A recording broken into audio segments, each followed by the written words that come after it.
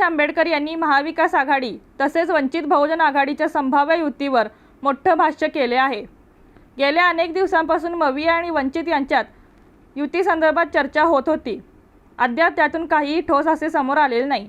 त्यामुळे आता प्रकाश आंबेडकरांनी मोठा निर्णय घेतला आहे। आता आम्ही महाराष्ट्रात आमचे उमेदवार उभे करणार आहोत असं आंबेडकर यांनी स्पष्ट केले आहे। आंबेडकरांच्या या घोषणेमुळे आता महाविकास आघाडीची मोठी अडचण होऊ शकते। प्रस्थापित नेत्यांनी भाजप, काँग्रेस, शिवसेना सर्व पक्ष ताब्यात घेतले आहे। त्यामुळे तिथे वंचितांसाठी जागा नाही। आम्ही जाहीर करतो की महाराष्ट्रातील अनेक मतदारसंघात आम्ही निवडणूक लढवणार आहोत। इलेक्ट्रोल बॉन्ड हा विषय निवडणुकीत महत्त्वाचा राहील। वंचित बहुजन आघाडी राष्ट्रीय मुद्द्यांसह इतर मुद्द्यांना सोबत घेऊन लोकसभेची निवडणूक लढवणार आहे असे प्रकाश आंबेडकर म्हणाले। तसेच त्यांच्यामधील भांडण मिटलेली नाहीत। आता निवडणूक जवळ आली आहे। आम्ही या निवडणुकीची तयारी केली होती।